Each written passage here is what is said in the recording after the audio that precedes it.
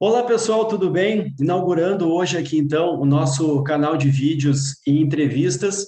O objetivo vai ser sempre receber aqui profissionais e nomes interessantes, especialistas da economia, do mercado financeiro e das finanças em geral.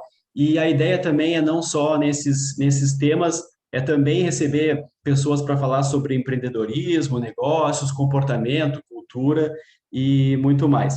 E para essa estreia, eu tenho o prazer de receber aqui como nossa primeira convidada, ela que atua há mais de 15 anos no mercado, já teve passagens por instituições financeiras tradicionais e hoje ela é consultora de finanças pessoais e planejamento financeiro. Ela é formada em ciências contábeis e pós-graduada em gestão de pessoas, carreira, liderança e coach.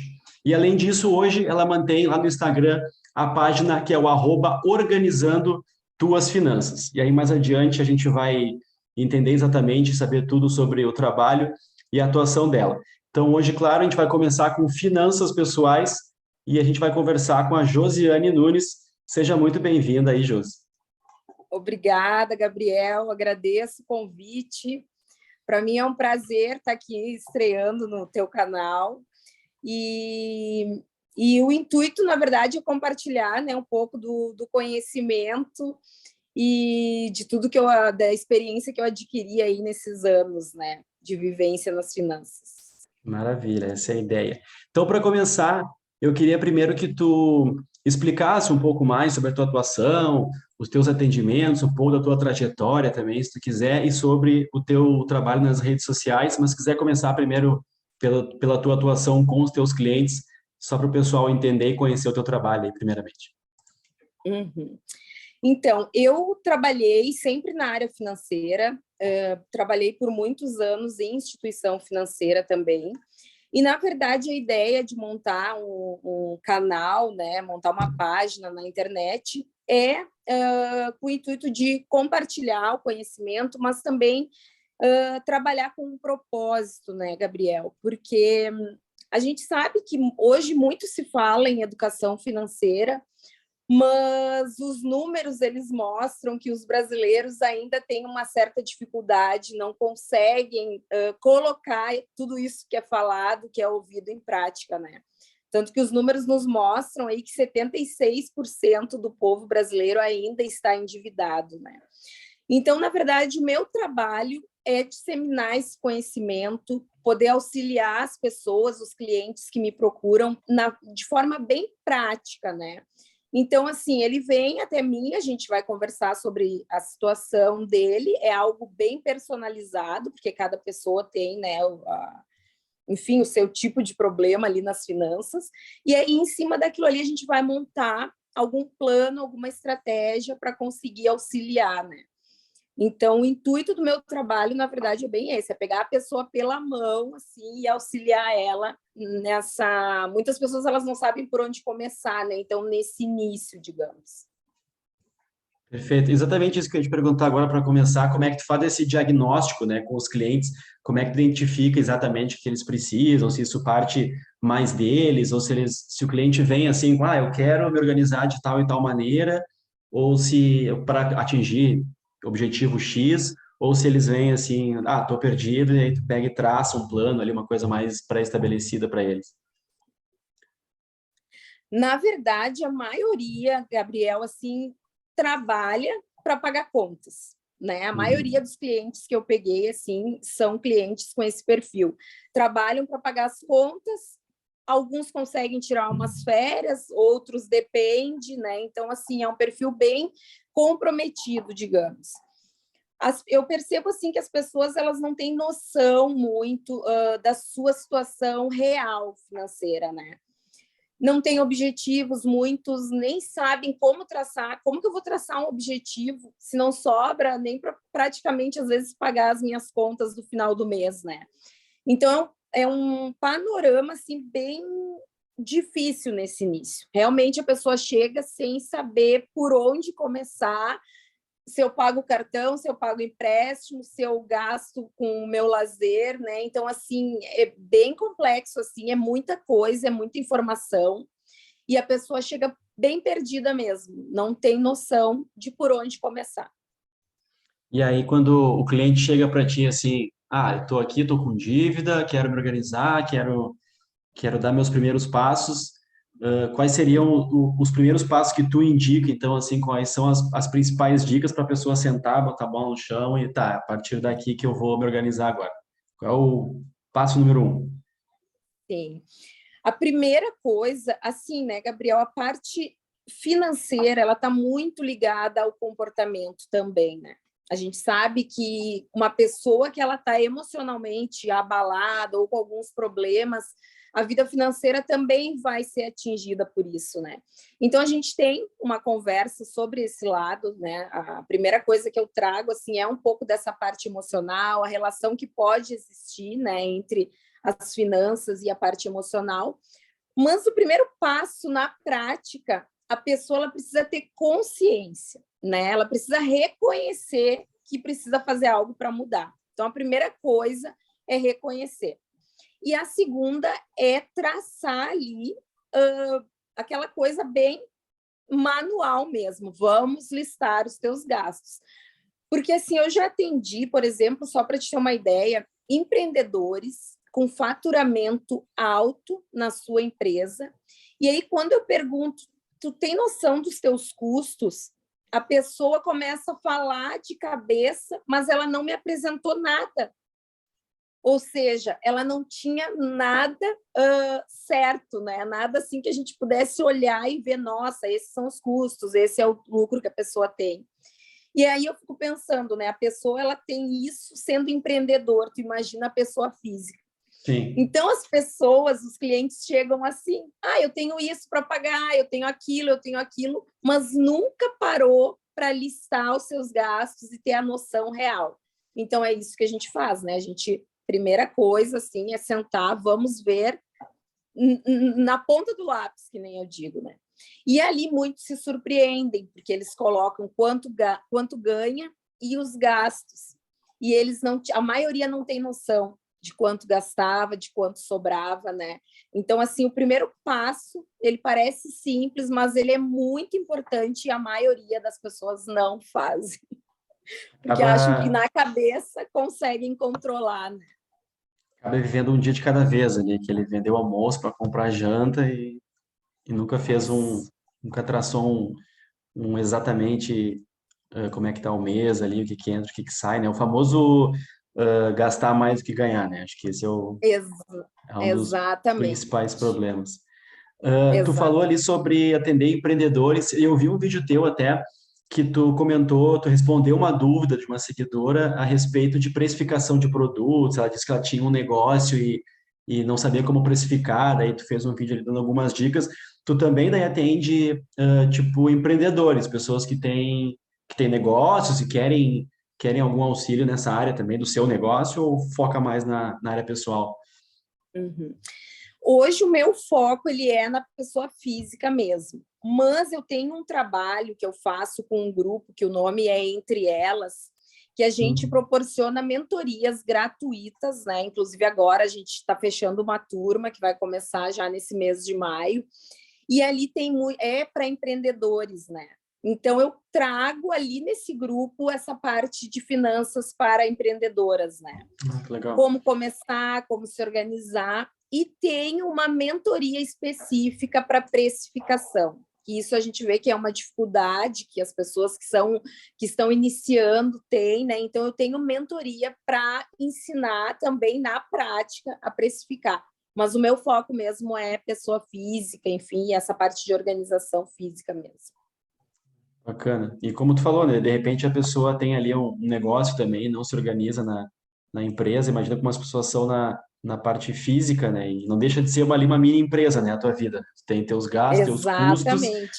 Se tu não fechar aquilo no fim do mês, aquilo vai acumulando uma dívida e vai dar algum problema, né? Não pode fechar a empresa vida, né? Tem que dar um jeito. É, exatamente. E aí, voltando ali, então, para a parte pessoal, para a parte física, sobre as dívidas, assim, o quanto acumular dívidas é nocivo ali para o planejamento pessoal, e esse é o primeiro passo, na tua opinião, para, antes de poupar, antes de investir, o primeiro passo é quitar a dívida, resolver as dívidas, como domar as dívidas, assim. Uhum. Eu costumo sempre dizer que dívidas, ela só atrapalha, né? Dependendo da forma como ela for feita, prazo, enfim. Porque quando tu faz uma dívida, é uma obrigação que tu já está, é algo que tu está te comprometendo sem tu ter a condição, né? Então, por exemplo, eu vou financiar um carro, vou lá, financio em 60 meses de R$ 1.000, por exemplo.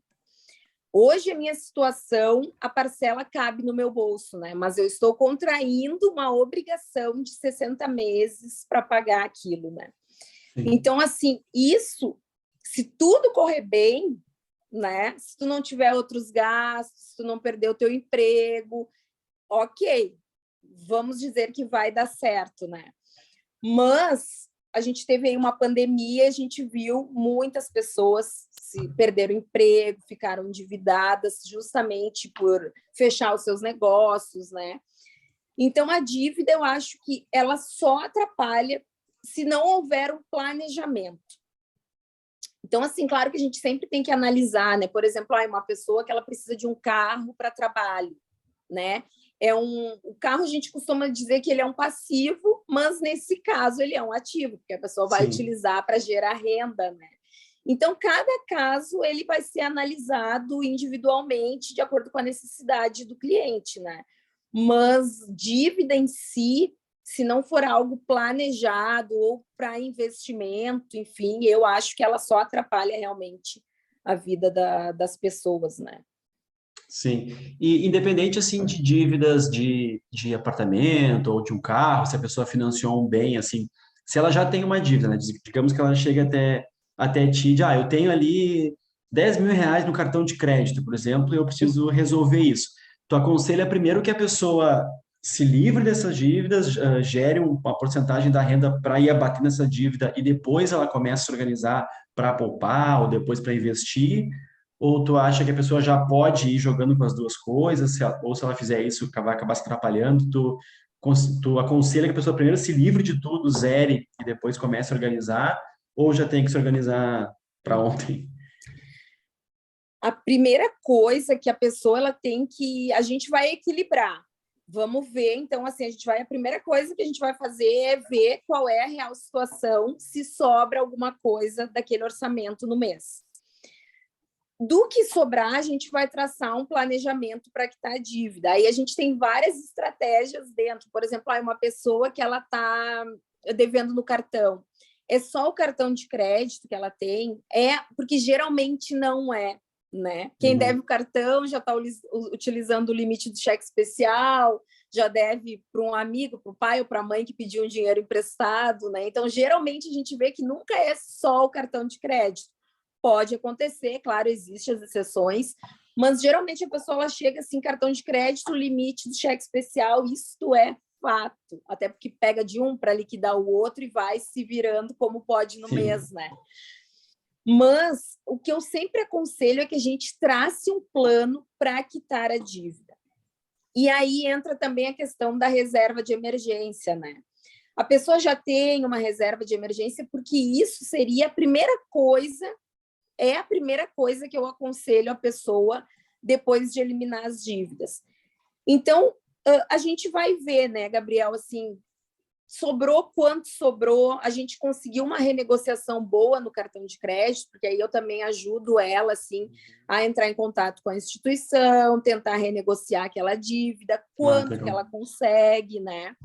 Então, a gente faz todo um trabalho e vê o que o banco aceitou, como ficou a negociação, e a gente vai ver se cabe dentro do orçamento dela.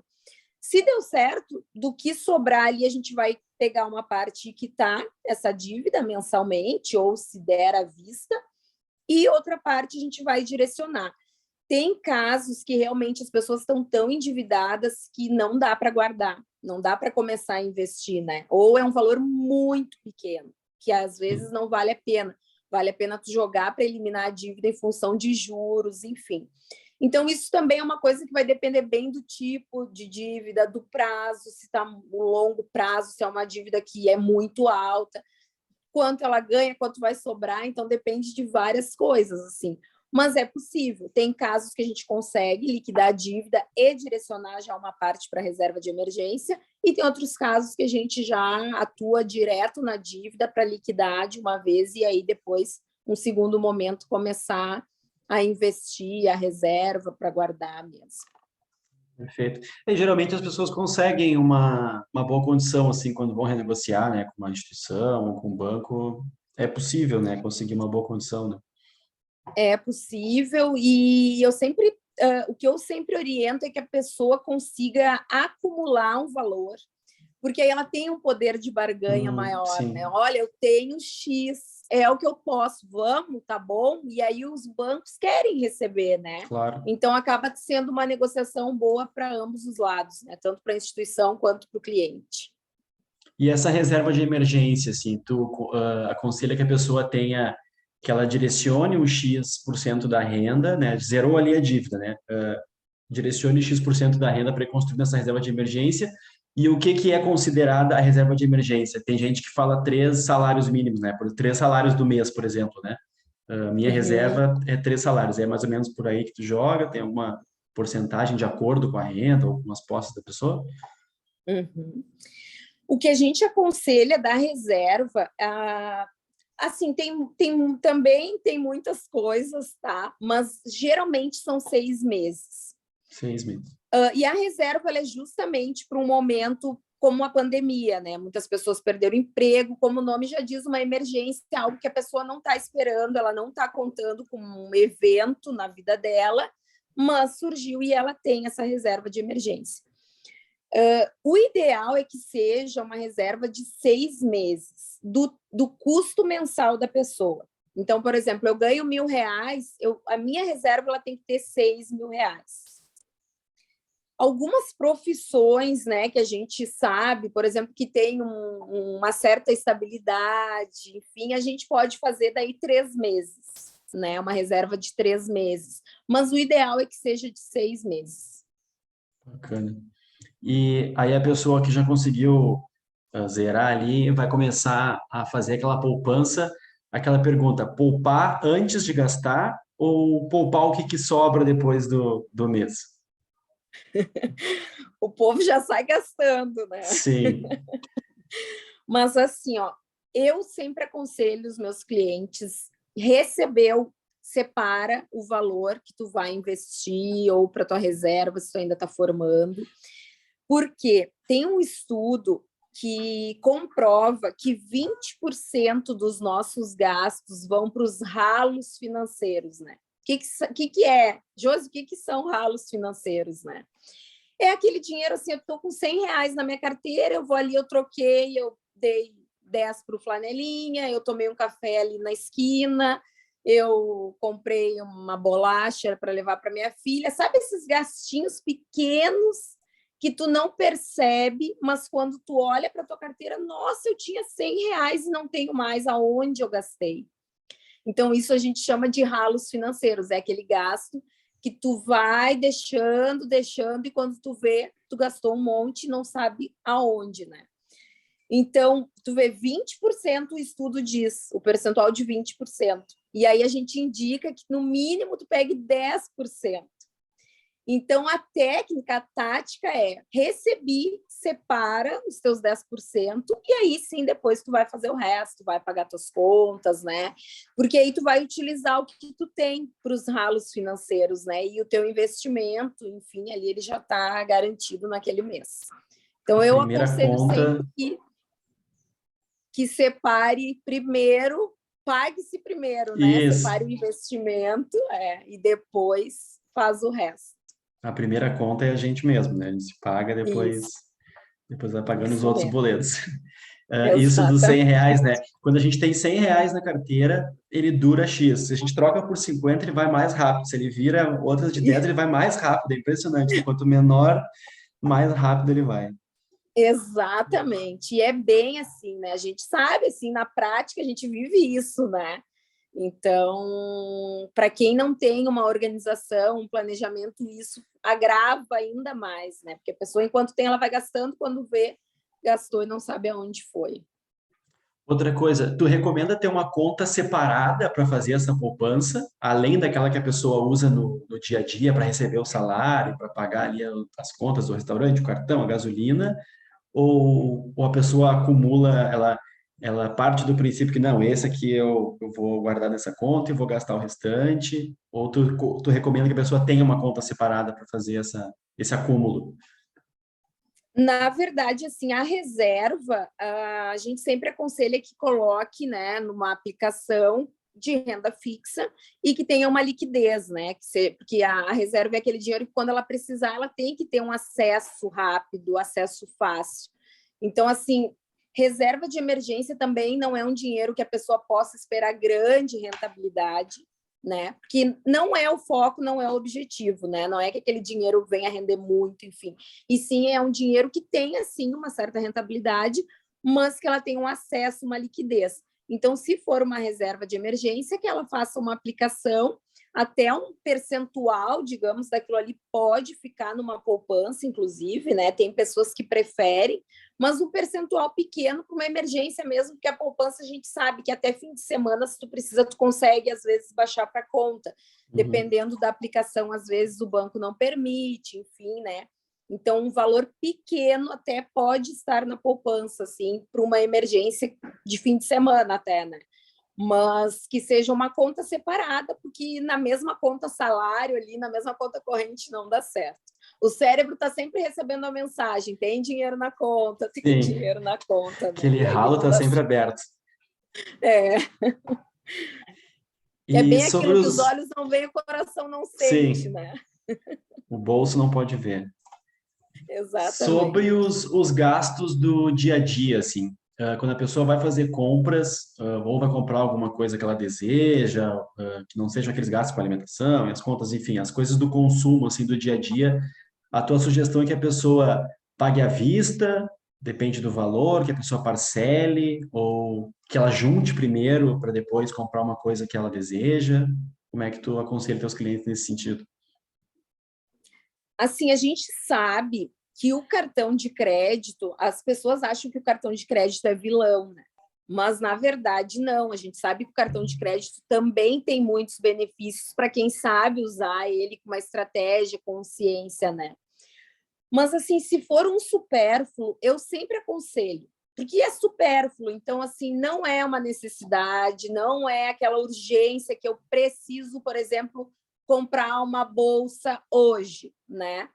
Eu sempre aconselho que a pessoa, ou que ela espere, ou, assim, na pior das hipóteses, coloque para 30 dias no crédito. Porque o parcelado, quando a pessoa ela tem esse comportamento um pouco mais consumista, né, Gabriel, assim, ela vai comprar a bolsa hoje, ela vai ter lá 10 parcelas, 5 parcelas da bolsa, mas no terceiro mês ela já não vai mais lembrar daquela parcela. Porque aquela euforia da compra da bolsa já passou, já vai ter outra ideia na cabeça de compra, né? E aí que está o perigo, assim, da pessoa começar a fazer muitas compras pequenas, às vezes, de valores baixos. Ah, uma parcelinha de R$ 50 cabe no meu bolso. Ah, é mais 30, mas esse acúmulo é prejudicial a longo prazo ali, médio prazo, para o bolso da pessoa, né? Vai comprometendo o orçamento mensal. Então, eu sempre aconselho, se é um supérfluo, ou que a pessoa junte, ou que ela faça no máximo em uma vez. Duas estourando assim mesmo, né? E aí que utilize o cartão de crédito para algo realmente, uma emergência, enfim, algo que estragou em casa, precisa comprar, não pode ficar sem, não, por exemplo, uma máquina de lavar roupa, né? Um exemplo, a pessoa estragou, não tem, ok, né? E aí a gente parcela mais vezes, enfim, é algo fora da rotina, né? Mas para o supérfluo é esses conselhos que eu dou, assim, para a Vai pessoa acumulando essa evitar, parcela, né? Vai acumulando a parcela, daqui a para pouco ela no mês evitar. juntou a terceira de uma com a quinta de outra, com a sétima de outra e viu, Exatamente. pegou de E é surpresa. assim que o pessoal chega, sabe? Geralmente é assim. Porque e é isso, assim, a pessoa ela não tem o controle e aí ela nem lembra mais da bolsa, ela só está olhando para a parcela que cabe no bolso, entende? Só que quando ela olha a fatura, ela se surpreende. Nossa, eu nem lembrava que eu estava devendo tudo isso. Eu vi Então é uma mais outra ou menos live, isso. Uma outra live tua também esses dias, que acho que era uma psicóloga, vocês falavam isso, né? Eu comprei porque tô triste, agora tô triste porque eu comprei, porque eu gastei. E aí isso é muito Isso. nocivo, né? Esse gasto por impulso, assim, acaba sendo também muito nocivo. Não só, acho que não só a má gestão do gasto que tu precisou, né? Tipo esse da máquina de lavar roupa, precisei, estragou a geladeira, fica sem a geladeira, né? Mesmo assim, a pessoa ainda pode conseguir ter uma má gestão de um gasto necessário e ainda tem mais aquele consumo por impulso, aquele supérfluo que acaba jogando contra as finanças da pessoa ali. Exatamente, exatamente. E tu sabe que a mulher, né, assim, tem um pouco esse problema, mais que os homens, né? Não estou generalizando, a gente sabe que o homem tem muito homem que é consumista, mas a mulher sofre um pouco mais com essa questão de consumo emocional, muitas vezes é um pouco mais assim, utiliza mais o emocional. O homem certas vezes é mais racional, a gente vê, né? O homem é mais razão e a mulher ela é emocional, então tudo isso impacta, sabe? Que nem na live a gente conversou ali, eu e a Sabrina, o emocional está muito ligado nisso. Por exemplo, o supérfluo, a bolsa, tá, mas que buraco eu estou tentando tapar, né, com essa compra? Será que realmente eu preciso da bolsa? Ou eu me estressei no meu trabalho, briguei em casa e estou querendo compensar aquilo, né? Então, esse é um trabalho de consciência, assim, que eu também faço nas minhas mentorias com as minhas clientes, para que elas tenham um pouco dessa consciência, sabe? Quando surgir esse sentimento, analisar, vamos parar e vamos pensar. É necessário realmente ou eu estou me deixando levar por outras coisas, né? Outros sentimentos e emoções, né? Então, o consumo está muito ligado a isso. Sim, e tu tem uma vertente da tua atuação que é focada também especialmente para mulheres, assim, né? Que faz o atendimento das finanças pessoais voltado para as mulheres, né? Sim. Na verdade, finanças é para todo mundo, mas eu acho já, assim, por experiência própria. Eu vou contar um pouquinho, assim, da minha experiência, como que eu resolvi também, por que eu resolvi começar esse trabalho. Eu trabalhei muitos anos, né, num emprego que eu não era, por último, nos últimos anos eu não estava mais satisfeita. Então, o que eu acabei adotando de comportamento? De manhã eu trabalhava, entrava às 9 da manhã, e eu ficava ansiosa para chegar ao horário do meio-dia. E eu sempre, nos últimos anos, tinha que, no horário de almoço, comprar algo. Mas eu não me dava conta, entendeu? Eu achava assim, vou lá, vou comprar alguma coisa. Eu ia lá, eu comprava e voltava para trabalhar o turno da tarde. Quando eu comecei essa parte assim de autoconhecimento, entender um pouco essa relação da emoção, do dinheiro, eu percebi que aquela atitude, na verdade, estava relacionada à minha insatisfação no trabalho. Então, o comprar no horário do meio-dia era uma compensação. Por exemplo, já trabalhei meio turno de manhã, agora eu vou lá comprar uma Já coisinha paguei para uma bota. compensar. É, Sim. bem assim. Porque a minha compensação do então tá tudo certo. E aí eu fui perceber isso assim, realmente me dando conta de certas coisas. Por exemplo, ganhava e não sobrava. E essa questão do comportamento mesmo, quanto eu estava insatisfeita profissionalmente e aquilo estava refletindo no meu financeiro. E aí foi que eu decidi, então, começar esse trabalho para mulheres e também pela influência que a gente sabe que a mulher tem em casa, né? Ela consegue passar isso para os filhos, para o marido, né? Ainda que, enfim, às vezes tem maridos que são mais resistentes, né? Nessa parte de dinheiro, enfim. Mas eu acho que ela consegue fazer a parte dela, que muitas vezes é onde também mais sai, né? Justamente Sim, por essas questões assim emocionais e de consumo mesmo. muito bom. Acaba sendo, às vezes, estar no emprego que não está satisfeito, acaba compensando, né? Essa palavra que eu usar também acaba compensando. Já que eu estou aqui, estou sendo remunerado para isso, eu vou me premiar, então, com uma coisa aqui, Exatamente. uma coisa ali, todos os dias, para dar essa motivação, e tu acaba te sabotando, né? Exato. Te auto-sabotando. Exatamente. E assim, né, eu não sou contra, sabe? Eu também acho que a pessoa só poupar, só economizar é algo que ela também não vai conseguir fazer por muito tempo, né? Sim. Então, isso é uma coisa que eu também trato muito, assim, com as mulheres, assim, nas mentorias. Dá para separar um valor para te mimar, entendeu? Tu gosta de ir num salão, de fazer uma massagem, ou tu gosta de comprar alguma coisa, enfim, dá para fazer, mas dentro de uma organização.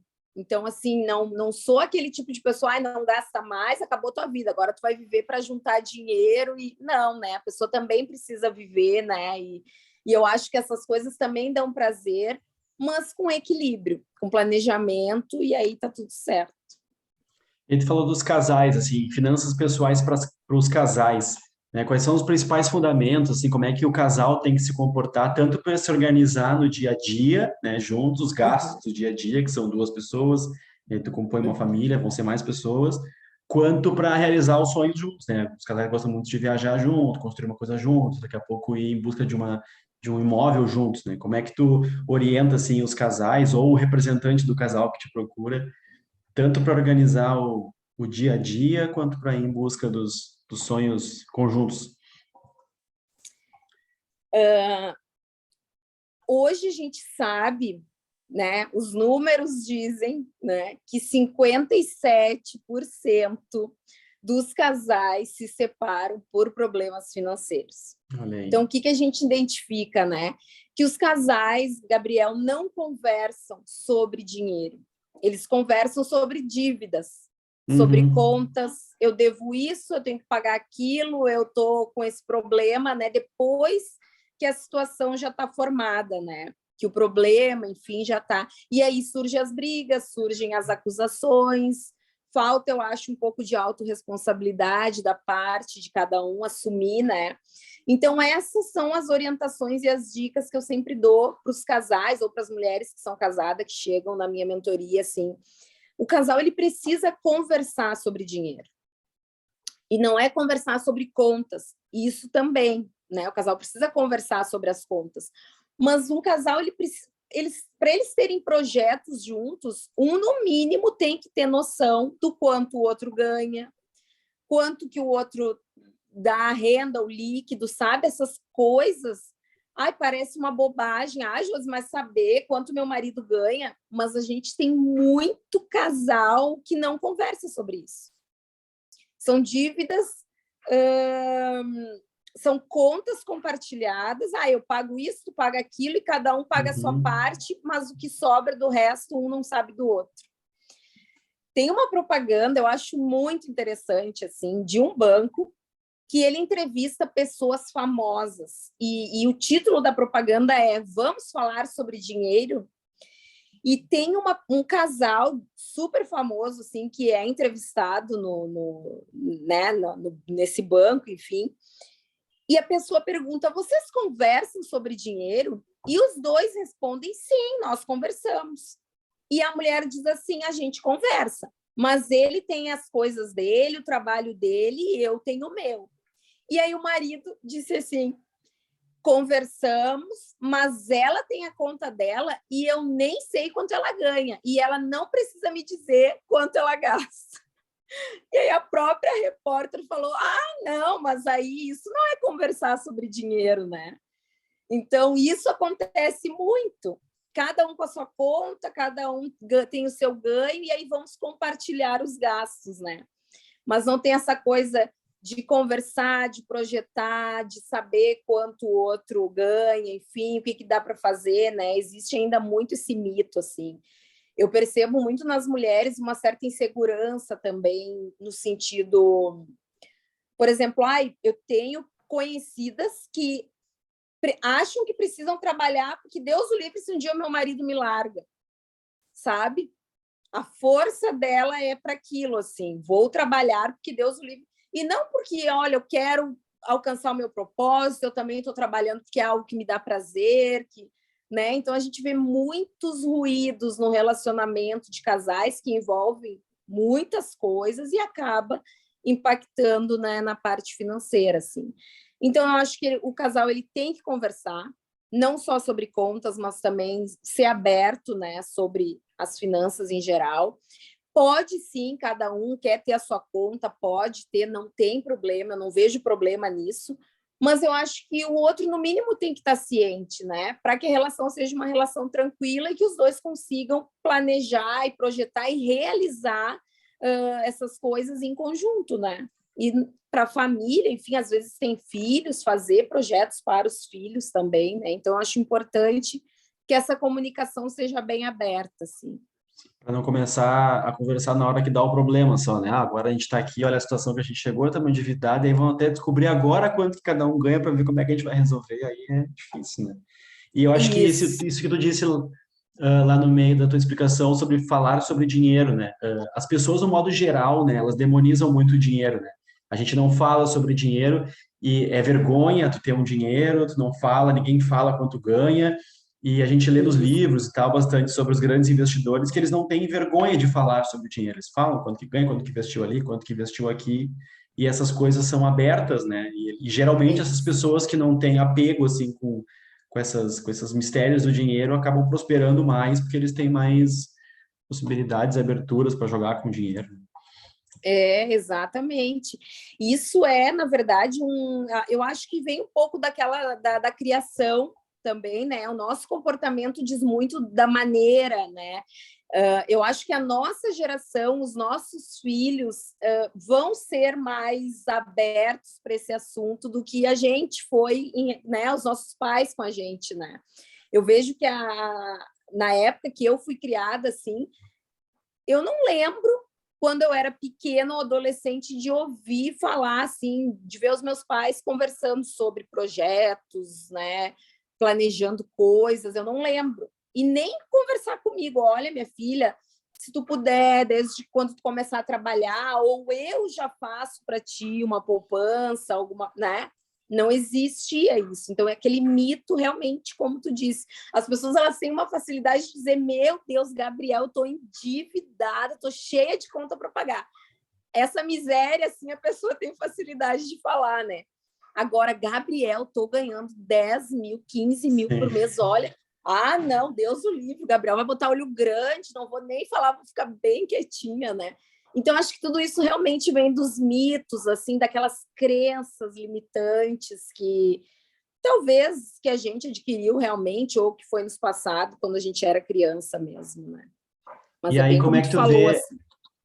como é que tu vê essa importância dos pais passarem essa visão da responsabilidade, de entender sobre o dinheiro? E aí eu já quero emendar qual é a importância que tu vê das escolas falarem mais sobre finanças, falar mais sobre educação financeira, porque a gente vê muito lá, matemática, o coitado vai ter que aprender lá a teoria de Bhaskara, o Pitágoras, a geometria, que talvez ele use, talvez ele não, mas a coisa do dia a dia, da matemática financeira, do juro composto, uma coisa que vai influenciar na vida dele diretamente, a gente não vê, né? Como é que tu vê, assim, a importância da educação financeira nas escolas? Sim. Como eu te disse, na minha opinião, a educação financeira ela já começa em casa, né? Eu tenho, né, a Rafaela, uma filha vai fazer 5 anos. Desde que ela nasceu, nós, na época, a gente já começou a fazer uma previdência para ela. E aí, quando a gente começou assim a entender melhor esse mundo dos investimentos, enfim, né, o Gustavo começou a montar já para ela uma carteira de investimentos. Ai, Josi, uma carteira de investimentos para criança, mas sim, né? Porque e aí ele já vai muito, a gente aqui já vai muito conversando com ela sobre isso. Ai, mãe, eu quero X coisa. Ok, vamos juntar, dar um dinheirinho, um pouco ela pode gastar, um pouco ela põe no cofre, ela tem um cofrinho assim. Então, aos poucos, de maneira lúdica para a criança, mas a gente já vai inserindo aquilo nela, né? Porque hoje, quando tu assiste um vídeo de criança, por exemplo, assiste um vídeo qualquer, tem muito consumo. A criança, a primeira coisa que ela olha, ela diz: mãe, eu quero tal coisa igual do fulaninho do vídeo, né? Então, assim, ali já estimula muito esse consumo.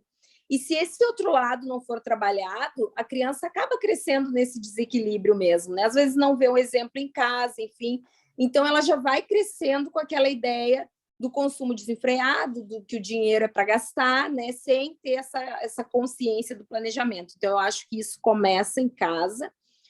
E a escola também tem um papel fundamental, bem como tu falou, assim, não existe uma matéria de matemática financeira, a gente vai aprender isso na faculdade, dependendo da cadeira, área, sim. do curso que tu fizer ainda, né? Então, eu acho que sim, que a escola ela tem um papel importante nessa parte profissionalizante. A gente vê muitas escolas que ensinam, né, cursos profissionalizantes, mas eu acho que ela podia ir um pouco além, né? Abrir essa parte do empreendedorismo, porque tem 1.000, 2.000, nem sei quantas crianças numa escola. Nem todo mundo vai ter perfil para ser trabalhadora de CLT. Tem muita criança lá que talvez tenha perfil de empreender. Sim. E ela não conhece esse mundo, né? O que é dito é o quê? Tu vai estudar, fazer uma faculdade para arrumar um emprego, né? A gente cresceu ouvindo isso, que a gente precisava trabalhar para arrumar um emprego, né? Quando, na verdade, não é assim. Então, eu acho que todas essas opções tinham que estar abertas ali para o jovem, né? Porque eles têm mais coragem. É um momento que o pai e a mãe estão dando suporte, então por que não? Né? O jovem que ele quer empreender, o pai e a mãe estão ali, né? Por que não dar aquele suporte, dar aquele incentivo para o filho, né? Por que ele tem que só trabalhar e ser CLT? Então, eu acho que a escola tem um papel importante de abrir esse leque de opções, né? Não só profissionalizar, mas a parte do empreendedor, né? Explicar, ensinar, mostrar, e também partes de investimento. O adolescente, no caso, ele saber que quanto antes ele começar a investir, a probabilidade de sucesso, de ter uma aposentadoria mais tranquila, um futuro mais tranquilo, com liberdade, com tempo, é maior, né? Então, eu acho que sim, nossa, eu defendo muito isso, mas a gente sabe que também tem outras coisas que envolvem isso, né? Enfim, qualificação de professores, né? Para conseguir inserir isso nas escolas, é um trabalho árduo que a gente tem pela frente aí para disseminar esse conhecimento nas escolas. Mas é o mundo ideal, na minha opinião. Isso aí, maravilha. Começamos nas dívidas, terminamos nos filhos, e cuidado com as dívidas com os filhos. É verdade.